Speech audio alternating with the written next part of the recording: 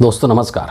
हिंदुस्तान के अंदर दुनिया का सबसे बड़ा लोकतंत्र भारत के अंदर 2024 के लोकसभा चुनाव की तारीखों का ऐलान हो चुका है और इन सब चीज़ों को लेकर के जब भारत के मुख्य निर्वाचन आयुक्त जो चीफ इलेक्शन कमिश्नर है राजीव कुमार, वो जब प्रेस कॉन्फ्रेंस कर रहे थे तो उस प्रेस कॉन्फ्रेंस के दौरान उन्होंने कई तरह की बातें मीडिया के माध्यम से देश के सामने रखा था, देश के लोगों को बताया था। और उन्हीं में से एक बात यह भी थी जिसका कि उन्होंने जिक्र किया था कि एक लेवल प्लेइंग फील्ड सुनिश्चित की जाएगी। लेवल प्लेइंग फील्ड का मतलब ये होता है कि देश के अंदर जितनी भी राजनीतिक पार्टियां हैं उन सभी को चुनाव लड़ने के लिए एक समान अवसर देना, एक तरीके का समान प्लेटफॉर्म देना, किसी में किसी भी तरीके का कोई भेदभाव नहीं करना, है ना। लेवल प्लेइंग फील्ड का मोटा मोटी मतलब यही हुआ है। कहने को तो चीफ इलेक्शन कमिश्नर साहब ने ये बातें बोल दी, लेकिन व्यवहारिकता में क्या ये चीज़ें सही लगती है कि लेवल प्लेइंग फील्ड है हिंदुस्तान के अंदर सभी पार्टियों के बीच में?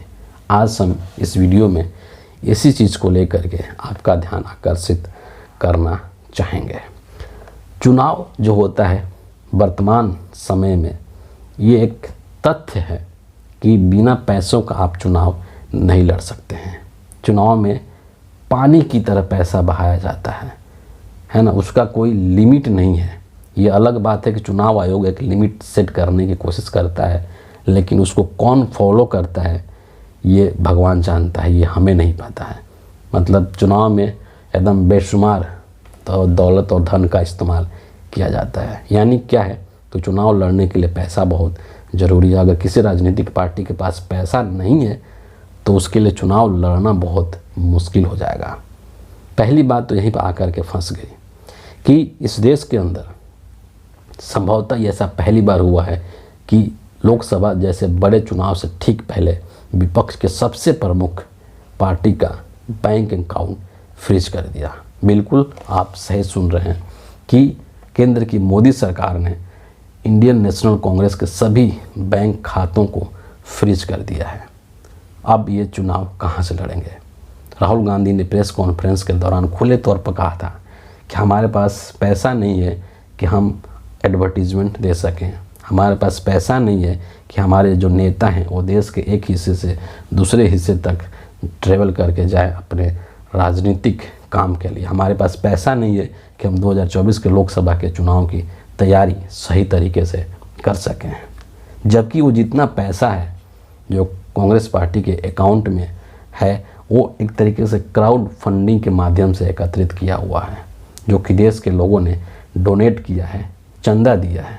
उस पैसे को भारत सरकार ने इनकम टैक्स डिपार्टमेंट ने एक तरीके से फ्रीज कर दिया है, उसको सीज कर दिया, उसका इस्तेमाल ही नहीं कर सकते हैं कांग्रेस पार्टी के लोग। दूसरी तरफ बीजेपी के पास अथाह पैसा है, और वो भी कैसा पैसा? इलीगल पैसा है।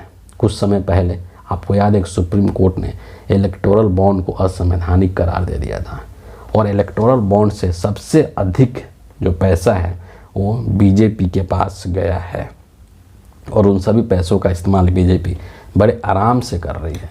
तकनीकी तौर पर तो यहाँ ये होना चाहिए था कि जब आपने असंवैधानिक तरीके से या गैर कानूनी तरीके से पैसा जमा किया है तो उस पैसे को फ्रीज कर देना चाहिए था, और उस पैसे का वो गैर कानूनी तरीके से असंवैधानिक तरीके से एकत्रित किए हुए पैसे का लोकतांत्रिक चुनाव के अंदर इस्तेमाल नहीं होना चाहिए। लेकिन यहाँ पर हो उल्टा रहा है। जो सही तरीके से पैसा इकट्ठा किया गया है उसको फ्रीज कर दिया गया है, और जो गलत तरीके से पैसा इकट्ठा किया गया है वो आसानी से इस्तेमाल हो रहा है चुनाव के दौरान। तो इसको आप कैसे कहेंगे कि ये लेवल प्लेइंग फील्ड है? पहला सवाल। और चुनाव आयोग ये सब चीज़ें देख रहा है। ऐसा नहीं कि चुनाव आयोग को पता नहीं है, उसको सब कुछ पता है, लेकिन चुनाव आयोग की तरफ से किसी भी तरीके का कोई एक्शंस नहीं लिया जा रहा है।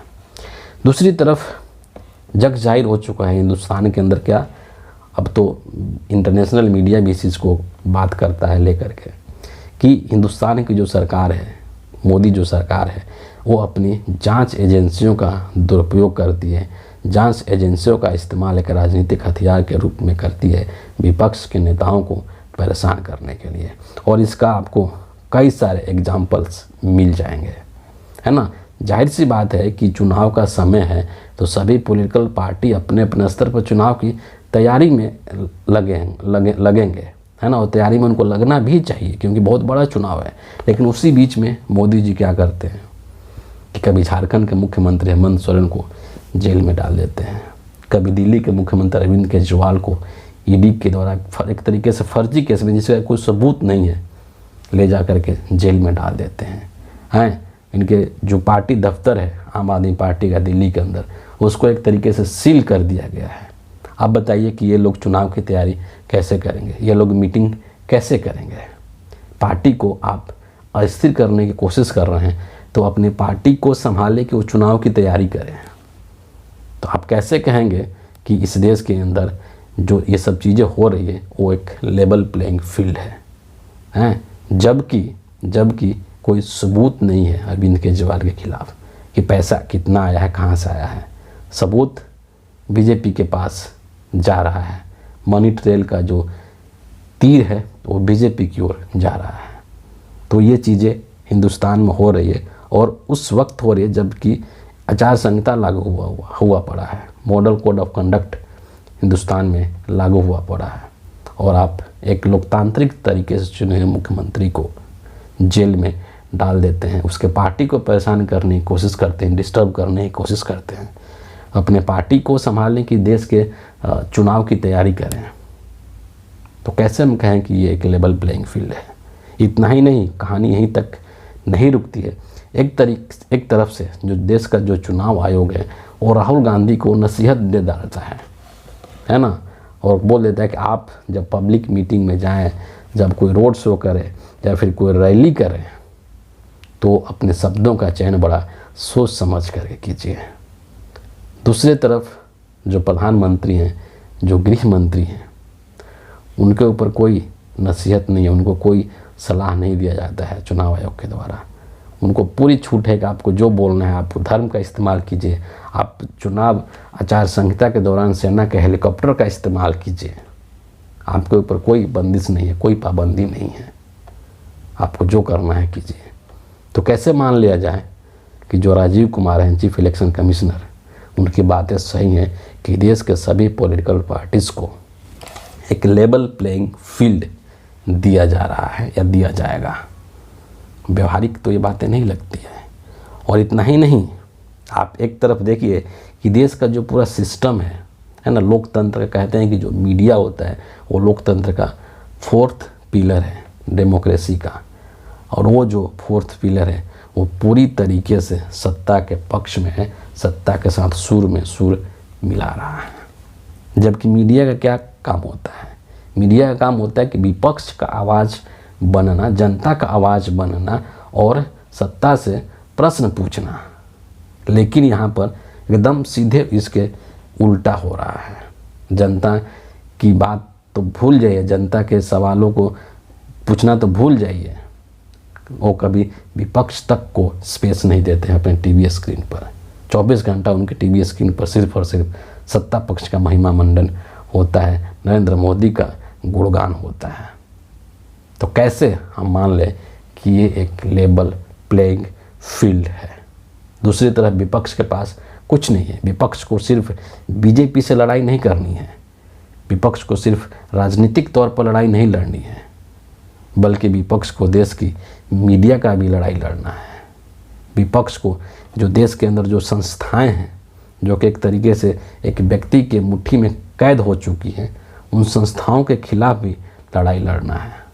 तमाम सारी चीज़ें हैं जिसको लेकर के विपक्ष को लड़ना है और जनता तक अपनी बातों को पहुंचाना है, क्योंकि मीडिया कभी भी जो विपक्ष हैं उनकी बातों को जनता तक नहीं पहुंचाती है। राहुल गांधी ने इतना बड़ा भारत जोड़ो न्याय यात्रा किया, क्या देश की जो मेन स्ट्रीम मीडिया है उन्होंने कभी इस यात्रा को कवर किया? कभी नहीं किया। क्यों? क्योंकि वो कैद में है, उनको ये चीज़ का परमिशन ही नहीं है। तो हम कैसे मान लें कि इस देश के अंदर एक लेवल प्लेइंग फील्ड है सभी राजनीतिक पार्टियों के लिए? चुनाव आयोग जो होता है उसका एक प्रमुख काम है कि देश के अंदर एक फ्री एंड फेयर इलेक्शंस करवाई जाए, है ना। लेकिन क्या आपको लगता है कि इस देश का जो चुनाव आयोग है, इलेक्शन कमीशन जो ऑफ इंडिया जो है, वो पूरी तरीके से निष्पक्ष है और पूरी तरीके से फेयर ये चुनाव करवा पाएगा? इस चीज़ की जो चिंता है वो हिंदुस्तान में हर नागरिक के अंदर है, हर वोटर के अंदर इस चीज़ को लेकर के चिंता है कि कितना निष्पक्ष और कितना फेयरनेस के साथ में ये चुनाव संपन्न हो पाएगा, जो कि हिंदुस्तान का सबसे बड़ा चुनाव है, लोकतंत्र का सबसे बड़ा पर्व है चुनाव। तो ये सारी ऐसी बातें हैं जो कि कहीं ना कहीं इस तरफ इशारा करती है कि कहने को तो चुनाव आयुक्त ने कह दिया, चीफ इलेक्शन कमिश्नर साहब ने कह दिया, लेकिन व्यवहारिकता में ये कहीं भी दिखाई नहीं देता है कि सभी पार्टियों के बीच में एक लेवल प्लेइंग फील्ड है और ये इलेक्शन एक फ्री एंड फेयर तरीके से होने जा रहा है।